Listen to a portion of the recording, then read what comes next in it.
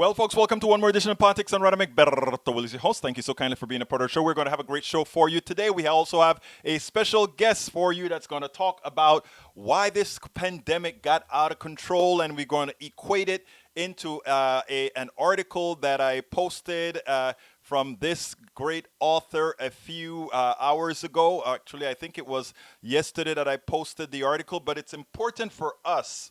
It is important for us to not allow any spin to start occurring based on what occurred in America and all that kind of stuff as far as what caused the problem, why are we in the situation that we're in. It is important that we start, now that we're going into an election, to lay out blame. And why is it time for us to lay out blame? Because we have to make sure that this doesn't happen again. We have to make sure that accountability takes effect. Accountability takes effect. So what is the title of the show today?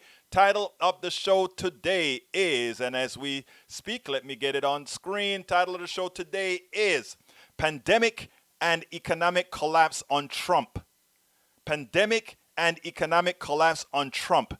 And I add Unfettered Capitalism. And we'll take that after, we'll talk about that after the interview, because there's some graphics that I'd like to put out there that I haven't yet put out there. I see there's already a caller. If you want to talk, push the number 1. We're taking calls on the subject only: Pandemic and Economic Collapse on Trump and Unfettered Capitalism. Subtitle of the show is Journalist and Environmental Activist Harvey Wasserman Makes It Clear: Economic Collapse and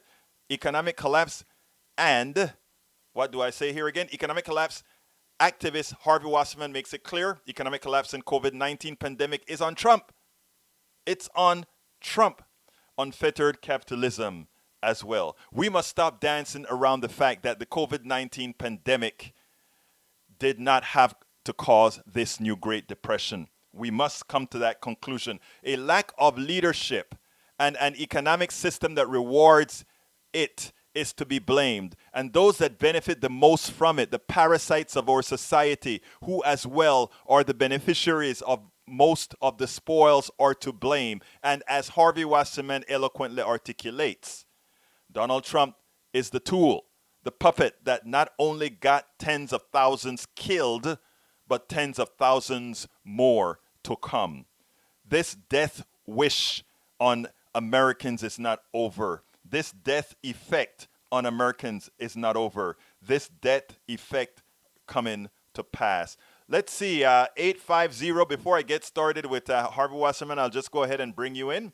Now again, let's go ahead. Go ahead, caller from 850. Oh, hey. So I watch your show from time to time. Yes. So I was seeing how the entire time, even though the U.S. intelligence had information about COVID, so if for some reason Trump tries to deny that, oh, it's China's fault, even though they had intel in the first place, do you think he's just using China just as a scapegoat for his mistakes that he made? Of course he's using China as a scapegoat. That is what he uses. You're absolutely right. China is the scapegoat. The truth of the matter, right, is pandemics can occur and have a genesis in any place possible. I mean, if we take a look at the Spanish flu, they call it the Spanish flu, but it likely got started in a pig farm in Kansas, jumped to a human being, and after World War II started, and Harvey's going to talk about this, and the military guys went to the barracks, they started pollution, and they took it overseas. I mean, did anybody say, oh, the American flu? No, nobody said the American flu.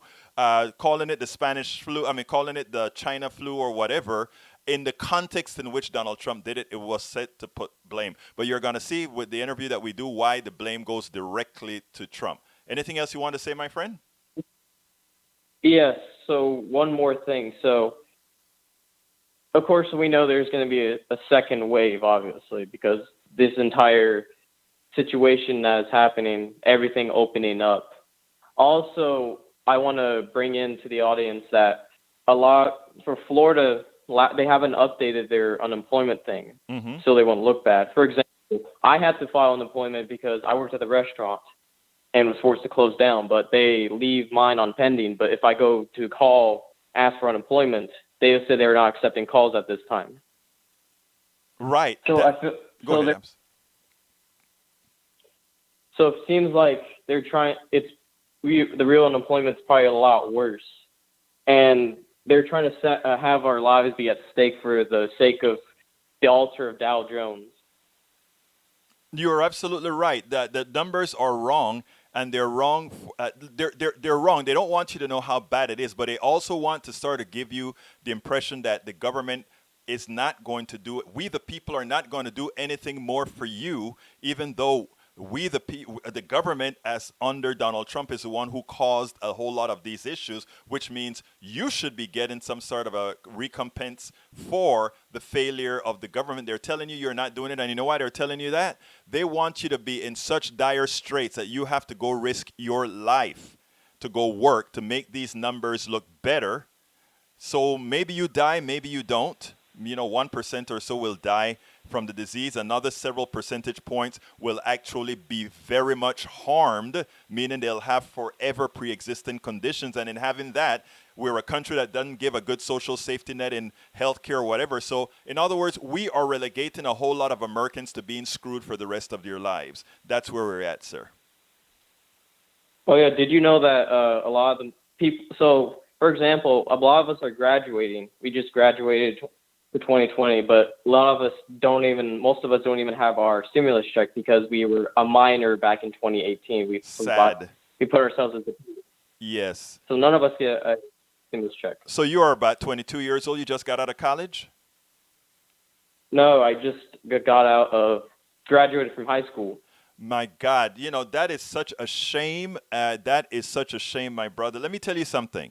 We are working hard as hell to take care of our young, to take care of our old, to take care of everybody, because what we have right now is an extractive type of government that simply wishes well on the selected few. We're going to be there. You vote appropriately when it comes to November, and know that there's an activist community behind. Stay in touch with us at egbertowillies.com and politicsdoneright.com. We'll give you avenues with which you can be a part of the change. Okay, brother? Okay, thank you. You have a wonderful day now. All right. Bye-bye. You too. Okay, one great caller, high school, and this is what he is born into. This is sad.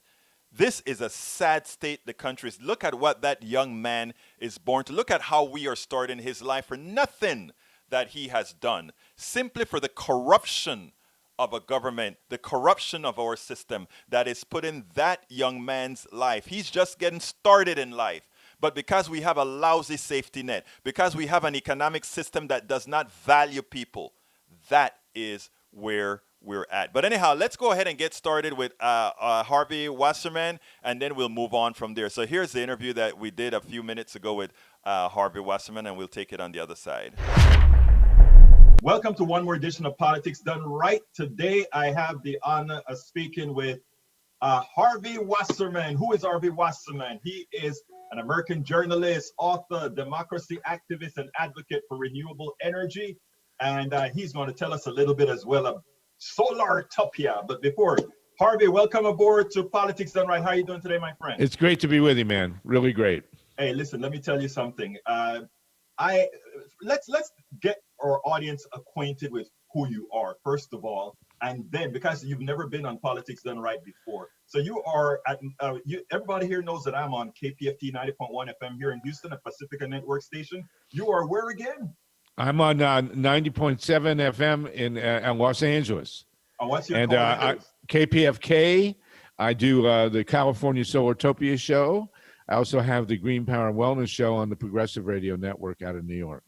So you're popular. You're all over the place, man. So we know that you used to write a whole lot of articles for I guess you did a few for the New York Times, and I think a few for what's that rag? That rag that turned into sort of a real popular rag now. You mean Huffington? Huffington Post. Yeah. And I've been writing since the 1960s. So it's just a long career, and everything's changed, and but we're barely hanging in there, but we are. You know what? It's so funny, Harvey. You said everything changed, but it's amazing how, as things change, some things just kind of repeat themselves or stay the same, isn't it? That's true. So right now, that piece is at reader-supported news about Woodrow Wilson, and it's funny. I'm a historian. I've written 3 histories of the United States. I got a new one we'll talk about eventually called The People's Spiral of U.S. History. But in all these years I've been writing, and we mentioned the pandemic. There was a pandemic. That's what this article was about, Reader-Supported News. And there was Hold a on a second, terrible... Harvey, because I want to introduce that article appropriately. Please. I got an email from a friend of ours that says, Egberto, you have got to see this. Harvey wrote an article titled How the Woodrow Wilson Influenza of 1918 and the Trump virus pandemic of 2020 brought fascism to America. I got the article and I reposted it on egbertowillis.com. And as I'm reading the article, I'm like, this is one of the best representations of the failure and the dereliction of duty of our president. So now you take it from there, because you did a hell of a job with that, better than what I saw in Politico and other rags. Well, thank you. So Donald Trump could have prevented this pandemic if he had acted just 2 weeks earlier. About 80,000 people would not be dead, and about $10 trillion worth of economic damage would not have happened. It's all on him. I mean, they were warned. He dismantled the Obama preventive mechanisms. He didn't want to rattle the stock market, and so people are dying left and right, all over the place. And he has wrecked our economy, and it's all on him. It's all. I think that is something that we have to stress constantly. In other words, it's not the China virus or the pandemic that put the world's economy in decline, because the truth of the matter is other economies are, while they decline some, are still doing fine because they have a good social safety net. They also take care of their people. They are not seeing the 20% unemployment or 30% that we're going to see next month. So here's the deal. You did a very important contrast in that article that I want you to discuss, and that has to do with Woodrow Wilson and Donald Trump and similar effects. Right. Well, people are saying Donald Trump is the worst president in the history of the United States. He's not. Woodrow Wilson was the worst, because Woodrow Wilson got us into World War I, which most of the people in the United States did not want to get into. It was a complete horrible waste, and then of life, of money, of everything. And in the middle of it, there was an epidemic of flu that broke out in southeastern Kansas, where apparently a virus passed from a pig to a farmer, and then the farmer was enlisted in the military, and he went to this base. It's called Fort Riley now, and there were 50,000 recruits there. Now, why were there 50,000 recruits? Because Woodrow Wilson demanded that we get into this war, and the Public Health Service was warned about this influenza outbreak. And then if they had been not preoccupied with war, they would have gone in and quarantined this little corner of southeastern Kansas, and there would have been some deaths, but the virus wouldn't have spread. And instead, this one guy brings the virus to this camp, and then the whole military network, there were soldiers being shuttled all over the country on trains. They spread the virus like crazy all over the country, and 650,000 Americans died because Woodrow Wilson got us into this war, ignored the virus in southeastern Kansas, and then had a military network that spread you could not have designed a better mechanism for spreading a pandemic than what they had with getting ready for war in 1918. And so Woodrow Wilson, literally on him, totally on him, just like this virus epidemic is on Trump. The pandemic of 1918, which killed 50 million people worldwide, was entirely on Woodrow Wilson. Totally. Now here's something, because you talk about, well, actually it's Woodrow Wilson being the worst president, but the Trump is not over yet. No, and there's something that we are seeing with Trump that is almost walking into the same footsteps of Woodrow Wilson. You wrote in your piece where apparently Woodrow Wilson wanted to sell bonds or something like that. Yes. So he brought a crowd of 50,000 people together because he wanted his wishes done. Now, here's the deal. Donald Trump is trying to get this economy more open, and he's talking about filling the stadiums again, and he's talking about wanting to do his rallies. So maybe you may be a bit premature to still say that El Senor, Yes, you're right. that Mr. Woodrow Wilson is the worst. We don't know all the damage that can be done in the next 6 months. Granted. Granted, absolutely, and God forbid he gets a second term. I'm not sure the human race will survive a second term of Donald Trump. I mean, he has been destroying the environment as fast as he possibly can. He's lifted all the restrictions on air and water pollution. He's killing renewable energy. He's doing everything he can to destroy the earth. And if he gets the second term, it would have been nice if the Democrats had actually nominated somebody to run against him. But, we don't see Joe Biden. He's completely invisible. There's been no opposition to Trump. And so Trump is running wild. And they are doing everything they can, Egberto, to subvert the upcoming election. And so we're working really hard on vote by mail, which is a reasonable alternative to having people standing in lines. Let me stop you right there real quick, Harvey. This is important because there has been some consternation about vote by mail between those of us who really think that's our only option and somebody like Greg Palast who is saying, oh, hold on a second. What are your thoughts on that? Well, there's tremendous problems with vote by mail. But there are problems. It's like what Winston Churchill said about democracy. He said democracy is the worst form of government ever invented, except for all the other ones. And so yes. It's the same with vote by mail. Tremendous problems with vote by mail. And I have a piece coming out, and we do a weekly a meeting on vote by mail, which is going to be this coming Tuesday. And I'll be there, welcome to join us. And then it's every Monday, but this is Labor Day, Memorial Day weekend. So, there are about 20 major problems with vote by mail that we need to overcome.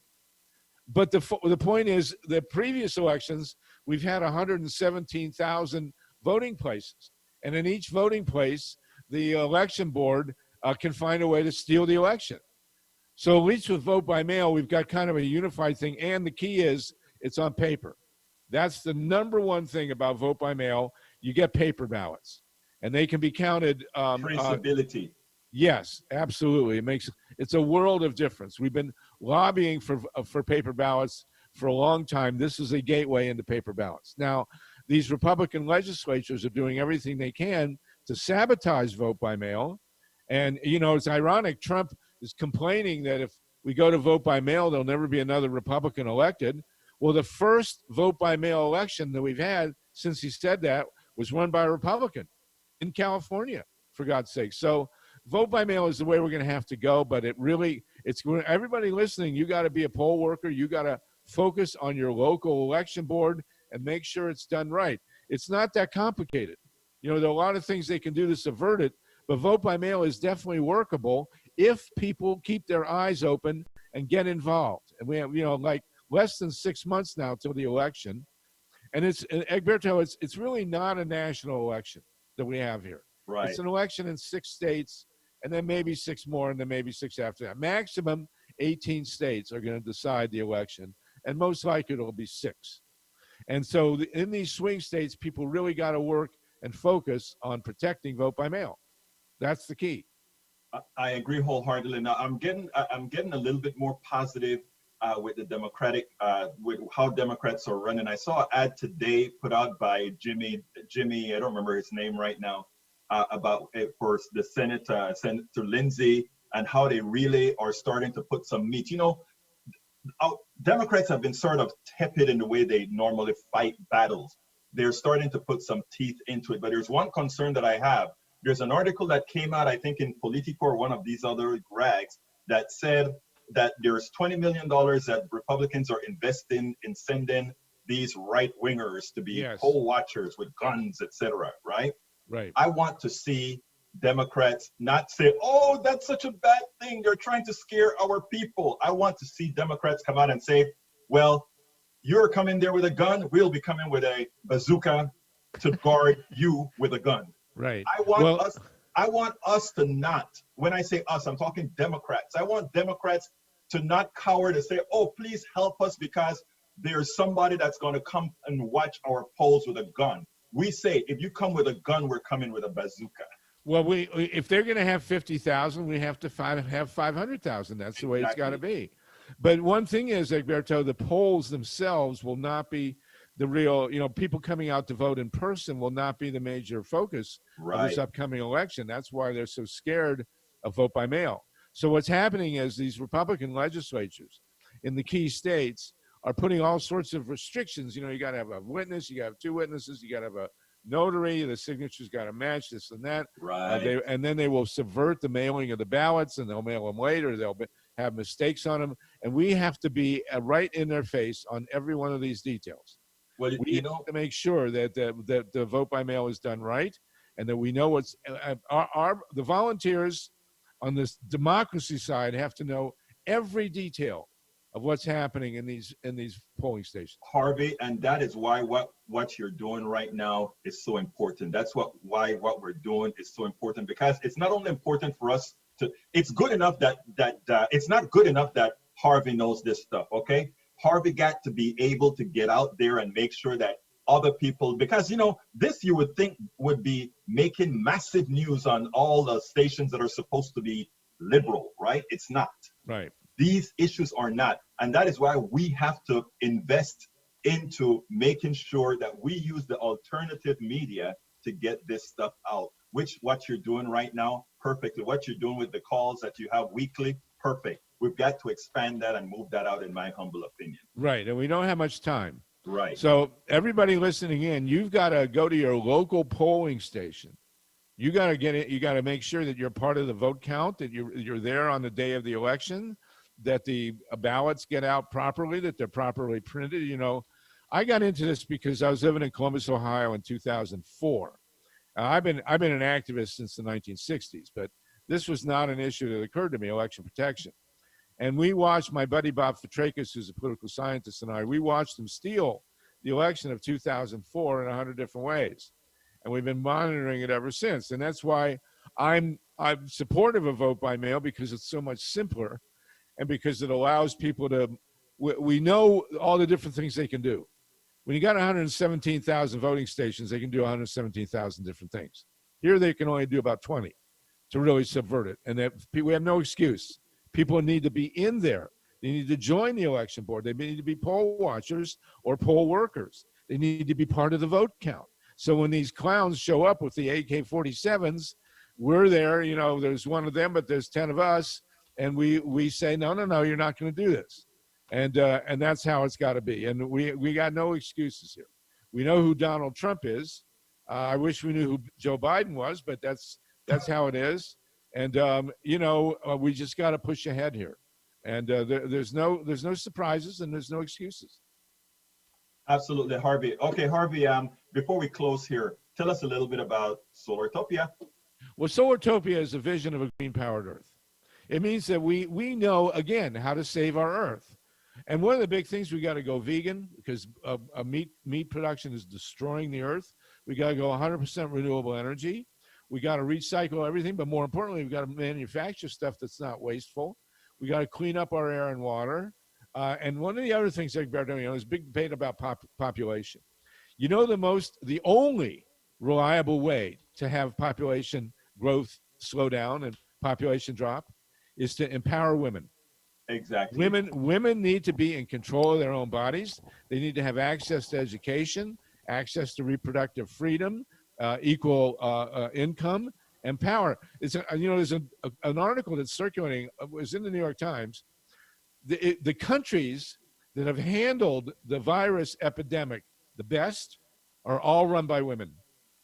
Germany, yeah. New Zealand, it's like across the board. So you and I got to say, our gender, the biggest failure in human history is male domination. I agree. We're going to have to step aside. And you know what? My wife said I could say that. So, you know what is so funny? The good thing about that is I've been preaching about women taking over for a long time. I've said we've had our chances and we failed. Okay. Yes. Time and Donald Trump is the ultimate failure of the male lunatic. Give me a break. I am with you, Harvey. So Harvey Wasserman, American journalist, author, democracy activist, and advocate for renewable energy and much more. Thank you so kindly for being a part of Politics Done Right. You will be back again, and we'll continue to really push that progressive message to make positive change, brother. And you come to our seminars, our meetings on election protection, and we will keep going, brother. Keep at Absolutely. Thank you. it. Okay, I hope you enjoyed Harvey Wasserman, a good guy, really pushing the progressive movement as well out of California and WK, I forgot.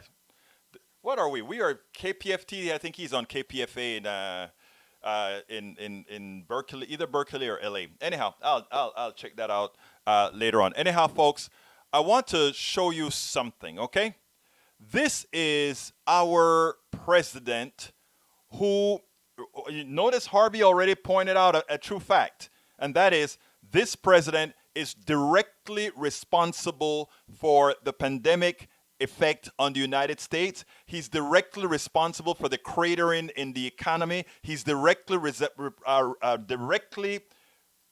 responsible for the dozens of deaths, probably of the 90 something thousand, at least 80 something thousand brother Trump is responsible for.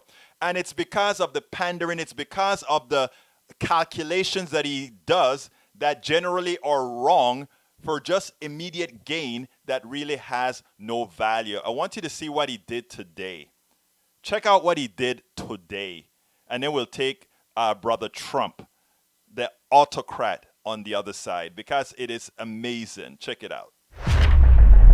Today I'm identifying houses of worship, churches, synagogue, and mosques as essential places that provide essential services. Some governors have deemed liquor stores and abortion clinics as essential, but have left out churches and other houses of worship. It's not right. So I'm correcting this injustice and calling houses of worship essential. I call upon governors to allow our churches and places of worship to open right now. If there's any question, they're going to have to call me, but they're not going to be successful in that call. These are places that hold our society together and keep our people united. The people are demanding to go to church and synagogue, go to their mosque. Many millions of Americans embrace worship as an essential part of life. The ministers, pastors, rabbis, imams, and other faith leaders will make sure that their congregations are safe as they gather and pray. I know them well. They love their congregations. They love their people. They don't want anything bad to happen to them or to anybody else. The governors need to do the right thing and allow these very important, essential places of faith to open right now for this weekend. If they don't do it, I will override the governors. In America, we need more prayer, not less. Thank you very much. All right, first of all, for my brothers and sisters from the conservative ilk that are followers of politics done right, you know I love you. But still, how can you hear the president say that? Forget about the 10th Amendment. How can you hear the president say that? Those of you that claim to be strict constitutionalists, how can you hear him say that? I will order these government. He can't order the government to do anything. I mean, he can't. The governors have the right for things that are not that are in their purview, for the particular things that are in their purview, to protect their citizens. And that's what they intend to do. And when he talks about opening the church has been rampant because of many of their non-science beliefs in spreading the infection. And I'm sorry, you going to a church and getting infected and coming back and infect me, you're violating my rights. But anyhow, let me go ahead and say hi to our folks. Welcome aboard, Norman Reynolds. Welcome aboard, Lee Grant, Daniel Ledoux, Lawrence Sims. Let's see who else is here. Brenda Wright. I think, Brenda, you're coming in from Facebook as well. Brenda Wright. Who else is here? Para ver. Deb Milford, welcome aboard as well. Anybody else wants to be acknowledged, please go ahead and make yourself known. Remember, I can only see people that are on facebook.com/politics done right. That's the main page for the Politics Done Right show, facebook.com/politics done right, or on YouTube, which is at youtube.com/Egberto Willies, youtube.com/Egberto Willies, and of course on Twitch as well as Periscope. Anyhow, folks, thank you so kindly for being here. I wanted to show you that because Trump is trying to play the autocrat role. And the way autocracy works, right, is you start from a slim perspective. And then you start to move, you get a little bit slower. It is like you continue to inoculate people against you being autocratic in slow moves, but by the time they realize what has happened, you're in complete autocratic model and you have successfully done things. Gene Blackman, welcome aboard, Gene. Welcome aboard, and thank you for being a first-timer and tuning in. Please do remember to share, my friend. Please do remember to share on your Facebook page, on your Facebook wall, Twitter, everywhere. That is how we are going to get the message out. And if you want to call in and say hi, 646-716-5812. That number is going to be changing at the end of the month because we're going fully into Zoom. But right now it is 646-716-5812. 646-716-5812 until I incorporate the Zoom. I have to change the numbers and do all that kind of stuff, which is going to take some time. Anyhow, yesterday I did a little test at night, and I played a piece by Stephanie Rule. I want you to listen to this, and then we'll take it on the other side. Check this out. Many small brick and mortar stores are competing with the convenience and safety of shopping from home. This year, Amazon raked in more than $75 billion through March, a 26% jump compared to last year. Walmart's online sales skyrocketed 74%. While fewer people are headed to stores, those who do are buying more, driving up in-store sales at big box retailers. Walmart and Target made a combined $10 billion more than they did in the first 3 months of last year, both online and in store. While a recent survey shows the majority of small businesses saw revenue drop more than 75%. Many are flocking to big retailers deemed essential. We got spaghetti sauce, milk, bread. In addition to toilet paper, water, food, and medication, many also sell toys, beauty products, jewelry, and sports equipment. We're actually coming for badminton, like rackets. The gray area of what's essential and what's not essential is very blurred. So Brian Farias' Jersey Shore Surf Shop is just a few miles from those big retailers. we provide service that you can't get there, and that's why we've survived for 50 years. For small businesses, if they don't reopen, what could happen? It's going to be really sad. You know, you're going to be going to dinners at chain restaurants. You're going to be shopping at the Walmarts and Costco's permanently and not shopping at your mom and pop shop. And that is so true. Now, we've already made the case that Donald Trump is responsible for tens of thousands of deaths. That's a fact. He's responsible by his dereliction of duty. And that dereliction of duty also caused an economic crash. That economic crash put all small businesses in existential danger. Many of them, many restaurants will never ever come back because people are no longer feeling safe that they can go into a restaurant and not get out of there and 4 days later have COVID-19, and justifiably so. So therefore, indirectly, one can claim that Donald Trump has killed off business. But in the process of doing that, instead of mitigating that failure by using the power of the government to keep these businesses alive, by paying these businesses for the status quo motion. In other words, we continue to pay their rents. We continue to pay their employees so that when this stuff is mitigated, they can start exactly where they stopped off. Because remember, in a pure capitalist society, right, what you really have is the market dictates everything, and you know. But in a civilized society, not a capitalist society, in a civilized society, in free enterprise society, what we do is we mitigate things we can't control. Isn't that right? Isn't that what we should be doing? Isn't that what we're supposed to do? I made a graph while I was playing Harvey. I was kind of behind in doing things, but while I was playing Harvey, I made a graph. I wanted to kind of give people a mental picture of capitalism and sort of why it fails and what we can do about it. So what I'm doing as we speak is I'm putting that up on the screen. Actually, I'm building it out as we speak here so that you can see what I'm talking about. Okay, this is a graph, and you're just going to hear my voice and see what I'm talking about. Take a look at that. I was trying to see how can I best explain to my audience the flaws of why we say Donald Trump is to blame and why capitalism actually is going to be a failure in the system and the failure that we can all see in real time.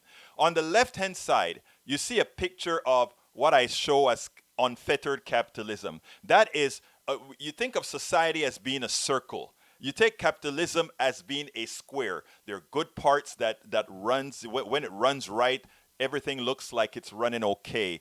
But then you force, in effect, you try to force capitalism into that society.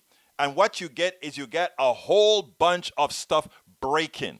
You see those parts that are in black? Those are the parts that didn't fit, so we just throw them away. So that is our poor people being thrown away. That are the sick people being thrown away. Those are all those pieces that get thrown away because you only care about what's working right for you. So unfettered capitalism looks like that. The corners are just thrown to smithereens. Who the hell cares, right? Now, regulated capitalism, if you take a look at it there, all those portions that you see in red, right, becomes the portions that, well, capitalism is now the square, right? These are the things that work fine. But for what does not work are those red areas, right?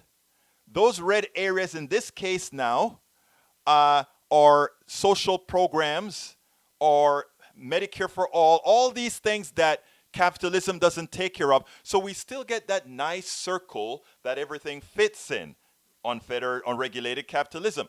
But even regulated capitalism has some issues, right?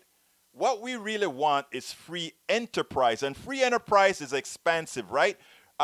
Regulated capitalism always maximize itself onto that square. But it really doesn't have a good adjustment for pandemics and that sort of thing. It doesn't really have good stuff for handling pandemics, etc., right? So you go ahead and you put that square, and that square can get smaller as needed and larger as needed, right? So as you can see, that big, I like to call that free enterprise picture there, what we have now, a pandemic, right? The pandemic is the form now that capitalism is shrinking, free enterprise is shrinking, the things that we can do, they're shrinking. And as they shrink, our government fills the gap and says we are going to continue to make society whole. Society remains constant. People are going to live. People are going to exist. People are not going to be in pain that says, oh my God, where am I going today? How am I going to eat today? How am I going to live today? Free enterprise with a very strong social safety net. Something that even unfettered, or rather regulated capitalism is not good at, because still we're trying to unjustly determine who are losers and winners, who are going to be the chosen or the unchosen. A lot of people like to come on the false belief that somehow capitalism is the fittest shall survive, and if you're good and you are able to do a good product. I always like to give the example of Bill Gates. I love Bill Gates. I think Bill Gates is an honorable man. I think Bill Gates is somebody who wants to do good. I think Bill Gates is somebody who is doing good. But the fact that Bill Gates has acquired the billions, and by the way, he's given it away and he's doing good with it, but it was not his right to have attained it to give it away. He did everything by the book. He lived a legal life. He followed the laws of capitalism, but the laws of capitalism failed America as it went very well for him, because the people who actually designed the products that made him a billionaire weren't the ones who benefited from the success of that product. Think about that. I like to talk to people on the beginning, the genesis of Bill Gates. He created a product. He licensed a product called MS-DOS to the first computer, the first personal computer that was successful, the IBM PC. IBM needed an operating system. Bill Gates didn't have any operating system. Bill Gates was a basic programmer, something that we were all basic programmers in the days. So he found a company in Seattle. I'll give you $50,000 for that. Oh, okay, yeah, I'll take the $50,000. And he maximized that $50,000 by licensing it to IBM. But he had the wherewithal. He was chosen, right? He was chosen. He had the capital with which to do that. These other guys didn't. So he followed all the rules of capitalism that said you don't have to be good. You don't have to be great. You just have to be able to have some capital. You just have to be able to have the wherewithal to work in this system. But this didn't start with Bill Gates. It was the genesis of this country. The guys that came here took the land and then created laws that said if you have land, you can vote. Right? The people in Texas that owned the millions of acres of land that was once owned, or not owned, but once roamed by the natives that never believed that anyone could own land given by the supreme being that we are just here, that everybody can be the steward of land, but who can really own land? But they say, oh no, we own land, and in the process of owning the land, we have the mineral rights, and we can do all these things with it, and we can grow our capital. Well, those people who never had the wherewithal to own land, those people who had never had the wherewithal for any of that, they are on a permanent, they are at a permanent disadvantage. Why are they at a permanent disadvantage? They are at a permanent disadvantage because there is no way in hell they can ever catch up on average. Now, there are the exceptions. Let's look at Oprah Winfrey. Okay, Oprah Winfrey built a big stage with her talk show, etc., and enough people liked it. But again, she was chosen. There are a lot of good people who can talk. But Oprah was chosen. Somebody said, I am going to invest in Oprah. She was the lucky one who got chosen because there are not enough spots for people who are just as good talkers or analytical expression or being able to speak to people. There are not enough spots for that, right? And those are sort of the defects in capitalism, right? All people are not given equal access to success. Only the chosen gets equal or gets access. And there is a cabal, the group of people that controls everything, that selects who will be chosen. I remember when the internet was just coming about, right? I worked with a whole bunch of kids. This was a group called Jack and Jill, which was it's a group that sort of flourished in predominantly white areas with a small number of minorities to kind of keep them, to kind of give them a place a place to be and do good charitable things, that sort of thing. And we would have talks, and people would talk about, well, we cannot succeed because, racial issues and other issues. And I remember when the internet came about, I was one of the biggest proponents of the internet because I used to say things like, for once now we have a technology where you can get ahead based solely on your deeds. Nobody has to know what you look like, because if you're producing a product, if you're producing things, you're only going to be judged by your merit. Right? And I was wrong. Because again, the internet was able to evolve into a platform that still could create its chosen. And chosen not necessarily, and whenever I talk, sometimes I talk about race, etc. It's not all, race is a thing the masters have used to control much, right? Because race is stupid, race don't mean nothing. We have allowed the masters to put us against each other so that they could control us all. And they created pecking orders so that others would be watching their flank. In other words, well, if we are looking at them, we're not looking at those that are really causing the problem. But it's starting to catch up with them because they're running out of people to screw.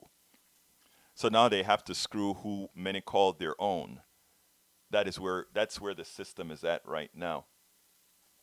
But it is so important. I have a lot. I kind of let the time get away from me because I only have 13 minutes, and the other concept that I wanted to bring in, I don't have the time to hit that. So I won't bring that up because that's going to be an extensive subject. But what I want to leave with you is more simple. We have the opportunity with COVID-19 to get engaged and educate ourselves. I am being educated.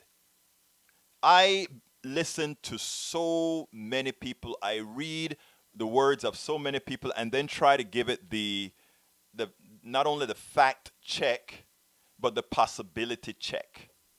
You know, it is like, where are we heading to right now? If all these restaurants are closing right now, if all these small businesses are closing right now, it's not just these small businesses that are in trouble, but it's the feeder to the baker, it's the feeder to the restaurant, it's the farm to the restaurant, the butcher to the it's all these other ancillary businesses that are going to be harmed.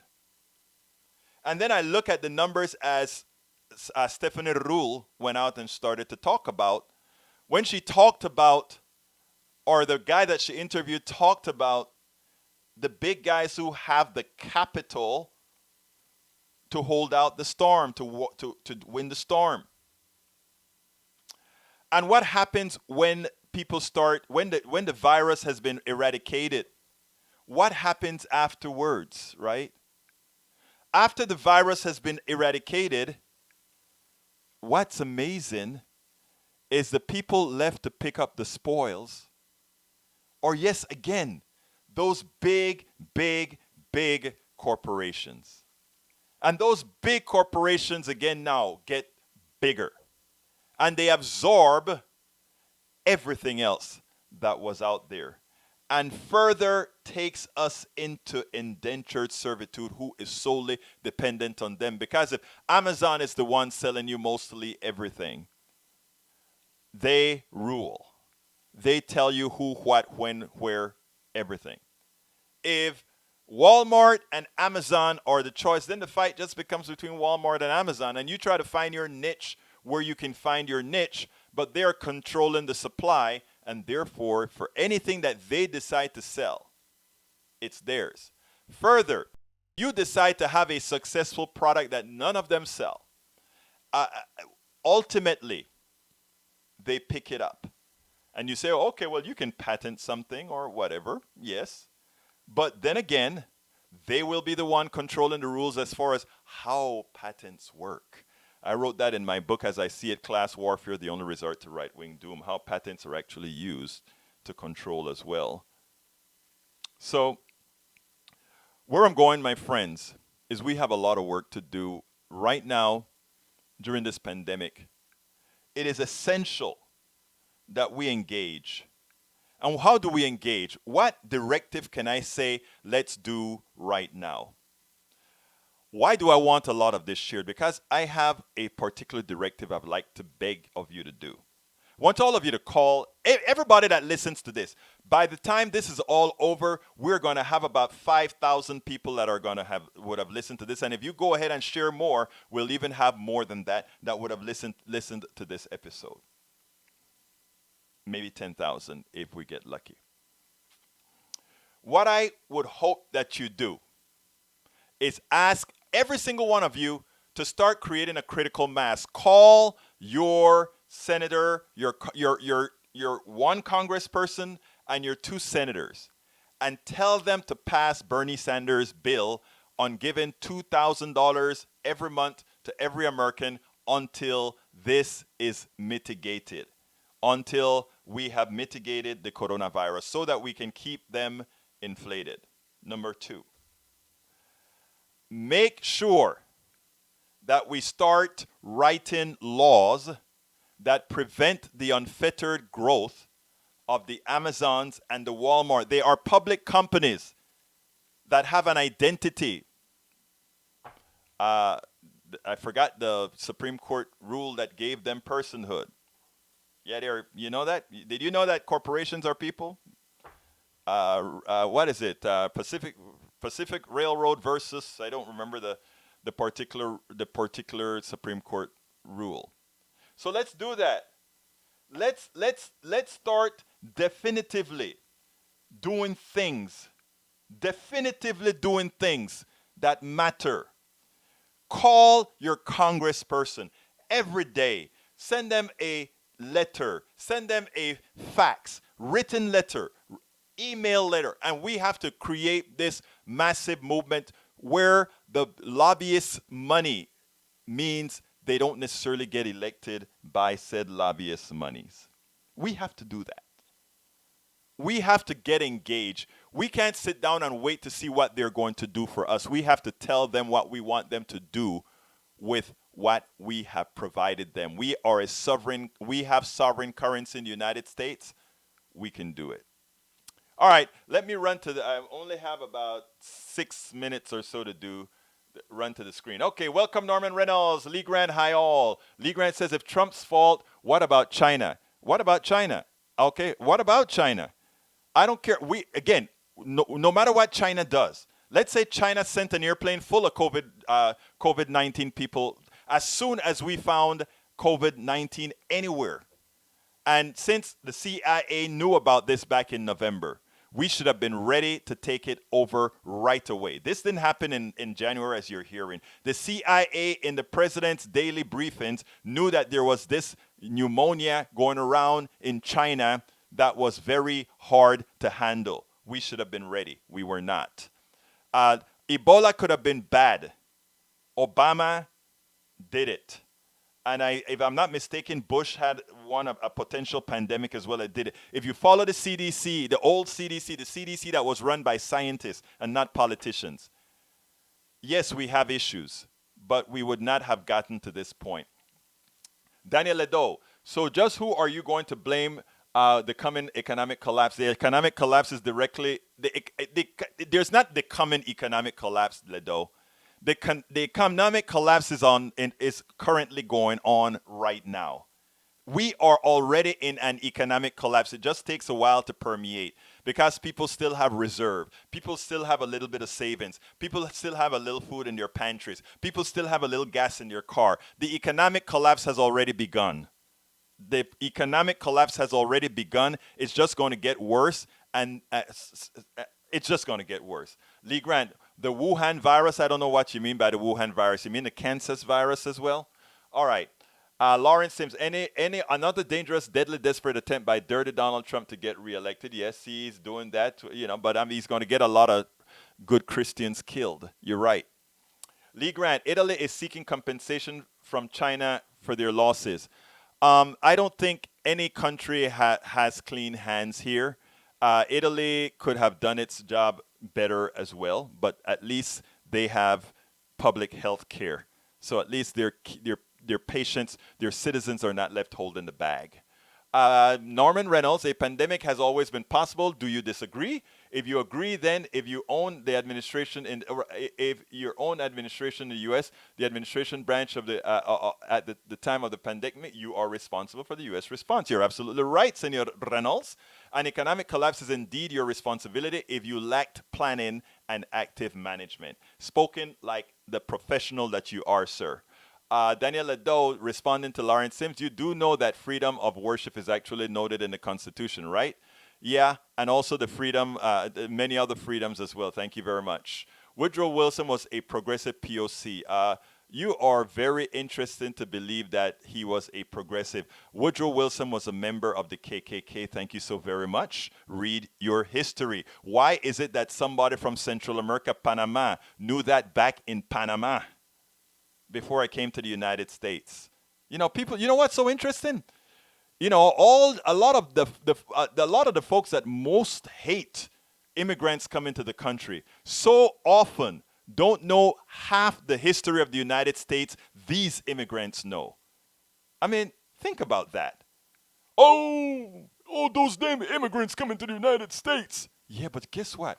We chose this country because we know what the ideals were for this country. I mean, it wasn't formed on those. It was the letter of the. It wasn't formed on those ideas, but it was one of the countries that gave the impression that that is what it was living up to. And you know what? We bought it, and we said we're going to come here. And those of us who came here said we're not going to allow that dream to leave.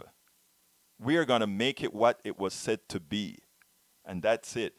Many of these immigrants care so much more about America than those that were born here, and I don't mean that as an insult. I mean that as a thing that sometimes you know when you're born into it, you so often you don't see it for what it really is. Okay, Woodrow Wilson was a progressive, you know, just like Egberto. Daniel Lado, you're so funny, my dear brother. All right, let's see. It's freedom does not say it has a right. You're right about that. Brenda Wright says it's the fourth in the White House. Here you go.